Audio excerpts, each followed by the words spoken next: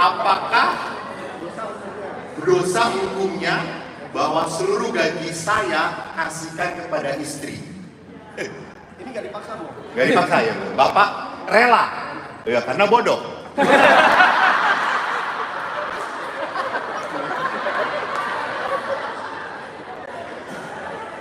Jadi, Pak, Bapak juga butuh pengeluaran. Ya, terbukalah. Nih, ini untuk hidup kita. Ini untuk aku ya. Aku butuh.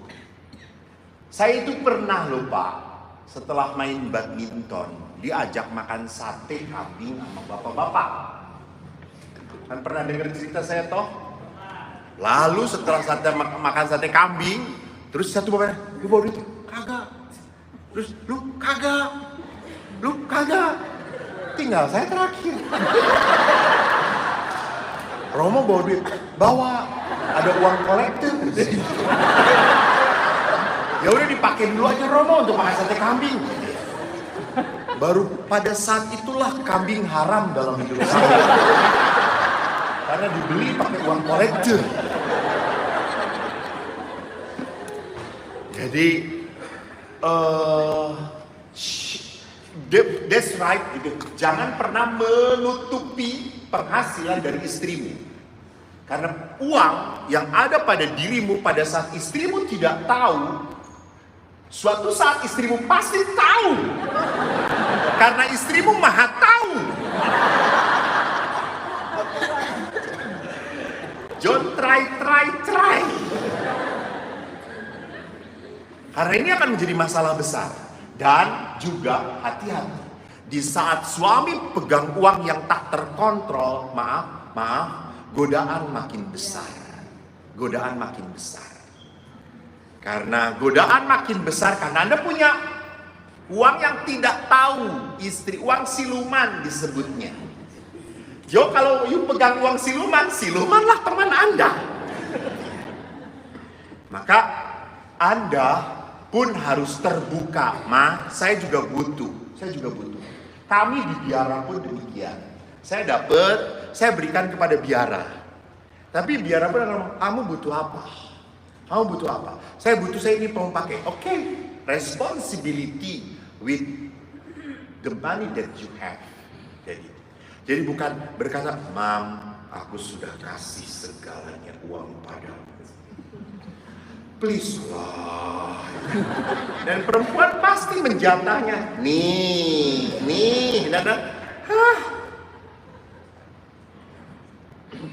Istri tuh walaupun tidak sekolah di Amerika ekonomi, tapi ekonom terbaik. Dia tahu mana kebutuhan yang harus banyak. Kebutuhan bulanan, air, lalu kebutuhan untuk bensin, masakan, untuk kebutuhan dia pribadi. Nyok.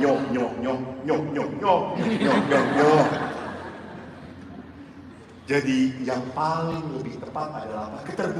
Keterbukaan. Bahwa saya tidak pernah setuju uang suami, ini uang istri. Karena apa yang dipersatukan itu artinya apa? Terbuka keuangan. Dan perlu juga saat tertentu adalah apa? Membantu keluarga istri. Kan di Indonesia itu kalau sudah menikah, we have big family. Jadi kalau keluarga istri kita membutuhkan bantuan, bukan berarti istri tanpa pengetahuan suami bantu adiknya atau mamanya. No. You must mention it to your husband.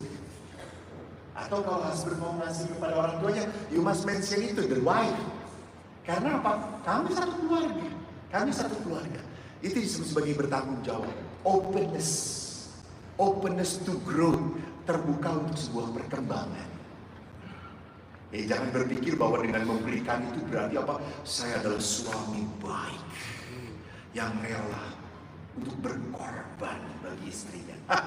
Anda bukan berkorban, Anda dikorbankan. Terima kasih. Ada pertanyaan lain? Ya, ini yang di belakang. Dari Cimahi. Cimahi itu terkenal daging anjing loh. Iya, anjing dimakan sama orang Cimahi. Termasuk saya. Oh, saya dari Cimahi, namanya Stefanus. Rasanya kita pernah ketemu ya? Ya dulu saya pernah retret sama Romo. Iya, waktu masih kecil. Di Pratista ya. Ya, benar. Sekarang udah bertobat Romo. Iya benar, segede gini bertobat. Yang pertanyaannya Mo, dulu waktu Romo di Pratista kan belum terkenal ya Mo ya. Sekarang terkenal di YouTuber. Apaan sih Pak? Ini pertanyaan tentang perkawinan. Pertanyaannya Mo, dalam berumah tangga kan tadi Romo bilang harus mengampuni ya. Tapi kalau dalam suami istri itu kadang kalau misalnya salah satu pasangan ingin mengampuni tapi pasangan yang satu tidak mau mengampuni, tipsnya itu apa Romo? Tadi kan banyak dikasih tahu cara ininya, tipe-tipenya. Tapi yang paling ampuhnya apa menurut pengalaman Romo? Benar. Thank you. Itu, tepuk tangan.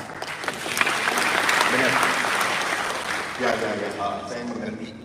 Seringkali kita yang bersalahnya sudah mohon ampun, tapi pasangan kita yang sulit mengampuni. Berikan waktu untuk dia kesakitan. Beri waktu. Take time to mourn. Ambil waktu bagi istri Anda untuk kesakitan. Jangan paksakan.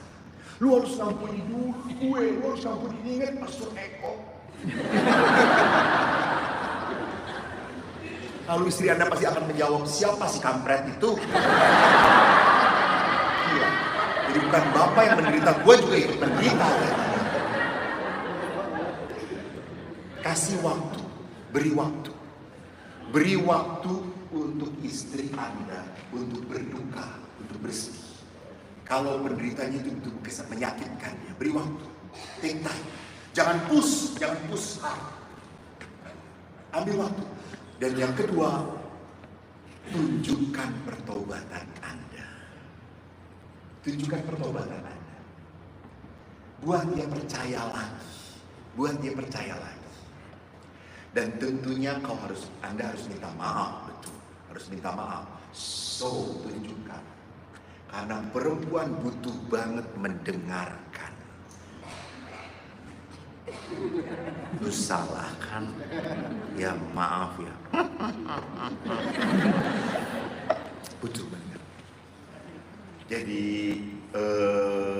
saya pun sama. Seringkali pain dalam hidup manusia. Biarkan orang itu untuk kesakitan. Ya, nggak apa-apa. Tetapi kesakitan itu ada waktunya. Karena maaf, seringkali, sorry ya meneruskan pertanyaan Bapak, seringkali ada pain, kesakitan yang tidak berhenti-berhenti.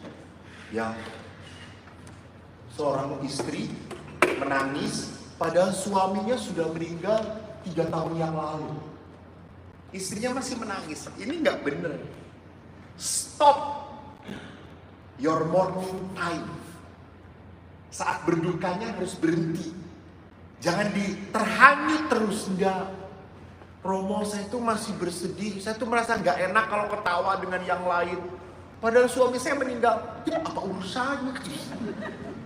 Itu kan menyakitin suamiku. Enggak, dia juga sedang tertawa-tawa di surga.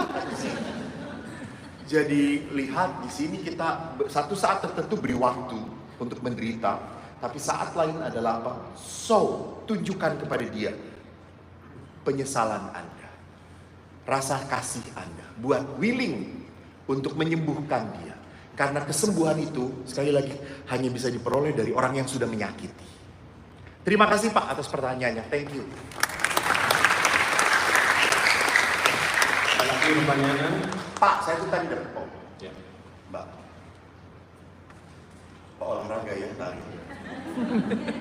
Katanya nelayan. Thank you. Selamat sore Romo, Sorry. selamat sore brothers and sisters. Selamat sore. Perkenalkan nama saya Vika. Begini Romo, masalah perselingkuhan. So, dalam perkawinan ketika ada masalah perselingkuhan, Romo bilang kita mengampuni. Oke, kita mengampuni, tapi trust itu sudah broken. Yes. And then kalau sudah broken, barang yang pecah biasanya kita nggak bisa lagi balik. So, in a way sebagai pasangan, sebagai salah satu pasangan yang Romo bilang yang tersakiti, apa yang harus kita lakukan supaya trust yang belum itu so-called balik lagi seperti semula dan dalam kehidupan perkawinan kita bisa berjalan seperti dulu. Thank you. Thank you. Tepuk tangan. Thank you, sister. Di Singapura ini saya seminar pertanyaannya susah-susah. Kelihatan kualitas penderitaannya berbeda.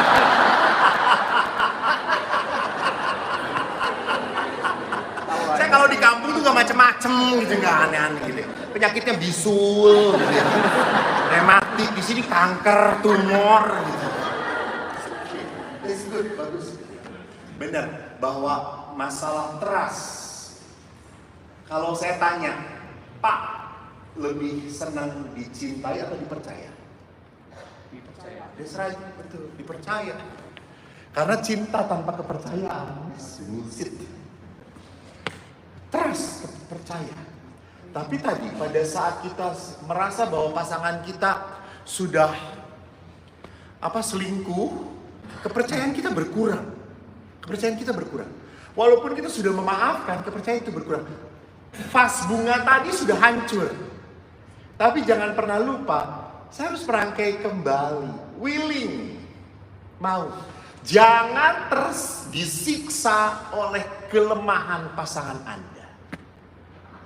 Kita harus refleksi juga, kenapa dia sampai lari ke tempat yang lain. Jadi tadi, satu poin yang aku lupa mengatakannya bagi para istri, jagalah kecantikanmu di depan suamimu. Jadi jangan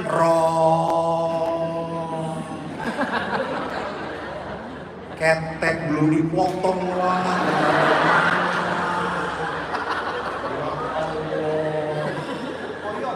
Koyo. Oh, di Singapura ada koyo juga.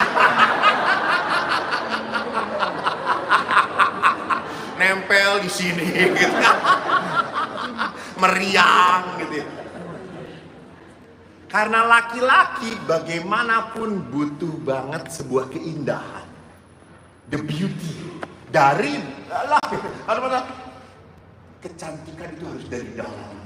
Alah, pret lah gitu. Di luar aja gak bisa menjaga, apalagi dari dalam gitu ya. The beauty of inner life. Yang penting outernya kelihatannya bagaimana. Perempuan harus menjaga kecantikannya. Pesonamu tetap harus dijaga bagi suami. Maka para suami jangan pernah marah-marah kalau istri Anda pergi ke salon. Biarkan.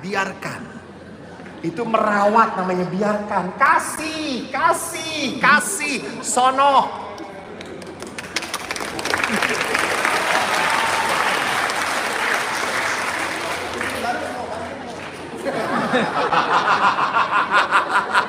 Nggak mau gua banting, gua sebentar lagi pulang. Jadi sekarang bagaimana supaya itu? Sekali lagi Mbak, kesembuhan itu hanya dari Tuhan. Kesembuhan. Jadi kalau Anda tidak pernah menyertakan Tuhan, sampai kapanpun Anda hanya berhenti pada pain, marah, jengkel, kecewa, broken. Kan Tuhan minta apa? Bangkit. Tuhan tidak hanya menuntut kita untuk mencintai, tetapi Tuhan pun menuntut supaya kita menjadi sempurna seperti Allah adalah sempurna adanya. Allah yang berbelas kasih. Allah tidak hanya mau menunjukkan belas kasih pada kita, tetapi Allah pun menuntut kita berbelas kasih. Jadi hal yang impossible, yang gak mungkin itu, ya tetap harus kita lakukan with God. Jadi saya melakukan ini, saya mau mengampuni karena ketaatan saya pada Tuhan. Walaupun dia tidak layak diampuni, walaupun dia tidak layak diterima lagi, bagaimanapun saya harus berani mematikan diri diri saya, mematikan diri saya demi kebaikan perkawinan saya. Jadi saya memang harus membangun kembali dari potongan-potongan itu. Maka tadi dikoneksikan dengan pertanyaan saudara kita. Orang yang sudah jatuh ini pun harus sadar bahwa perbuatannya melukai dan menghancurkan relasi. Kamu harus menunjukkan apa? Keinginan kamu, itikat baik kamu. Dan perempuan harus membuka hati.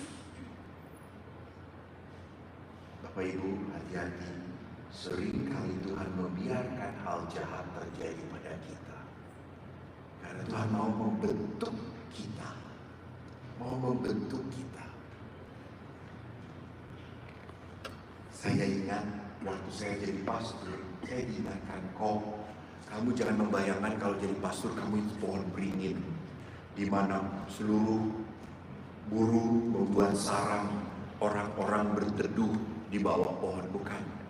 Kamu ini seperti pohon di tepi pantai, yang daunnya hancur, batangnya patah, sudah nggak jelas, kan diterpa angin laut, angin darat, tapi kau tetap bertahan. Maka beberapa bulan yang lalu saya seminar di Jakarta, ada seorang istri menulis pertanyaan, Romo, saya sudah lelah dengan perkawinan, saya sudah capek, saya sudah tidak tahan lagi. Apa yang harus saya lakukan? Jawaban saya, bertahan. Bertahan. Gak bisa quit. Gak bisa quit. Ikhlas. Ikhlaskan.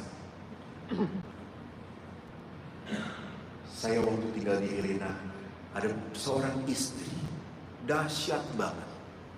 Dia baik, dia punya 3 anak, 2 laki 1 perempuan, aktif di gereja. Istri ini punya suaminya selingkuh dengan teman kerja. Dan suami ini akhirnya pergi meninggalkan keluarganya. Istrinya langsung split, berubah jadi pekerja. Dia kerja keras. Anaknya dia biayai. Dia datang kepada saya, Romo, apakah saya berdosa? Apakah saya masih boleh komuni? Boleh, ibu gak berdosa. Yang pergi kan suami ibu. Ibu gak salah apapun, asal ibu tidak menikah lagi. Jadi saya masih boleh melayani? Boleh. Boleh sakramen? Boleh banget. Kenapa tidak? Dan setelah 5 tahun, suaminya kembali lagi dan piansu. Gak bisa apa-apa. Dan istri ini menerima. Nah, apa komentar teman-temannya? Piansu itu lumpuh, gak bisa apa-apa. Teman-teman istri ini ngomong apa? Nah ini lihat, kenceng banget. Ibu bego lu, tolol lu. Lihat, ingat kata-kata Yesus. Apa yang bodoh di hadapan manusia, mulia di hadapan Tuhan. Enggak, saya kan gak punya istri. Mungkin kalau saya punya istri, gaji gua habis. Si istri ini merawat, dan merawat. Sampai dia datang ke saya pada saat suaminya akhirnya meninggal di tangan istri. Sakit. Sampai dia bereskan. Dia mau 7 hari bisa datang ke saya. Romo, saya boleh peringatan suami saya yang ke-7? Boleh, Bu. Terus, Bu, aku kagum pada ibu. Kenapa, Bu? Pastor, ibu masih menerima suami yang lain. Pastor, kalau saya ngikutin hati saya, Pastor, itu burung suami saya, saya potong kecil-kecil. Kalau saya goreng, saya makan, Pastor. Kalau saya ngikutin emosi saya, tapi saya lihat anak-anak saya. Anak-anak saya butuh bapaknya. Saya udah gak butuh lagi. Tapi saya lawan kebencian saya dengan tindakan seperti itu. Wow! Edan! Orang yang seperti ini gak mungkin kalau bukan orang yang dirasuki Tuhan. Semoga menjelaskan. Thank you.